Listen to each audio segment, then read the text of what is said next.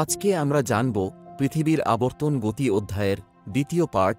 তোমরা অবশ্যই প্রথম পার্ট ভিডিওটি দেখে নিও। এবার আমরা শিখব পৃথিবীর দ্রাঘিমা রেখা, মূল মধ্যরেখা ও মহাবৃত্তের বিস্ময়কর রহস্য। তুমি কি জানো আমরা যে জায়গায় দাঁড়িয়ে আছি তা পৃথিবীর উপর কিভাবে চিহ্নিত করা হয়? আমরা কিভাবে বুঝি আমাদের শহরটি পৃথিবীর ঠিক কোন অংশে আছে, উত্তর বা দক্ষিণ, পূর্ব বা পশ্চিমে? আজ আমরা জানব দ্রাঘিমা রেখা এবং মহাবৃত্তের সেই গোপন রহস্য।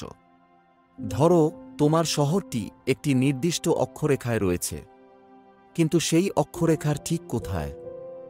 এটা জানার জন্য আমাদের দরকার অন্য একটি রেখার, যা উত্তর মেরু থেকে দক্ষিণ মেরু পর্যন্ত অঙ্কিত। এভাবেই আমরা দ্রাঘিমা রেখা নিয়ে এসেছি।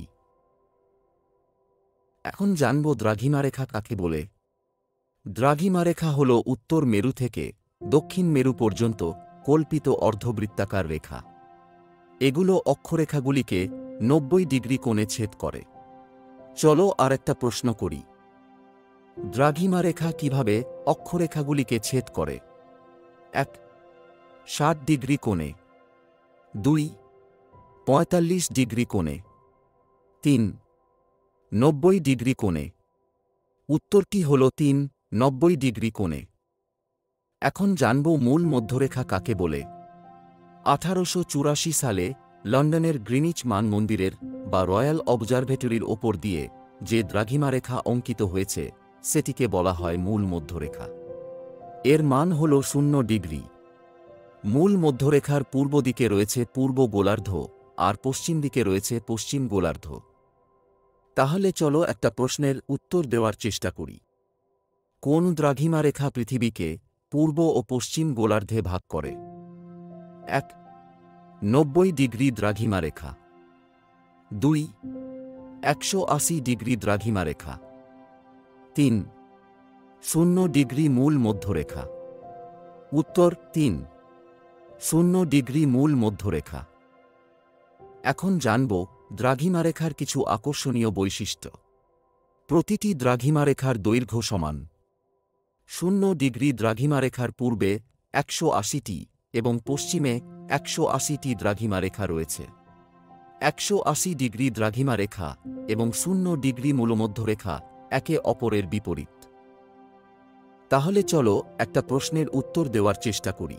পৃথিবীতে মোট কতগুলি দ্রাঘিমারেখা রয়েছে? 1. 360টি। 2. 180টি। 3. 90টি। উত্তর 1, 360টি। তুমি কি জানো যে কোনো পূর্ণবৃত্তরেখা পৃথিবীকে সমান 2 ভাগে ভাগ করতে পারে? তাকে বলা হয় মহাবৃত্ত। নিরক্ষরেখা এবং দুটি বিপরীত দ্রাঘিমারেখার মিলিত বৃত্ত হল পৃথিবীর সবচেয়ে বড় মহাবৃত্ত। চলো একটা প্রশ্নের উত্তর দেওয়ার চেষ্টা করি। মহাবৃত্ত কিভাবে পৃথিবীকে ভাগ করে? 1. সমান 2 ভাগে। 2. অসমান 2 ভাগে। 3. ছোট এবং বড় 2 ভাগে। উত্তর 1, সমান 2 ভাগে। সমুদ্রে বা আকাশে চলাচলের সময় নাবিক এবং বিমান চালকরা মহাবৃত্তের পথ অনুসরণ করেন, কারণ এটি 2 বিন্দুর মধ্যে সবচেয়ে কম দূরত্ব নির্ধারণ করে।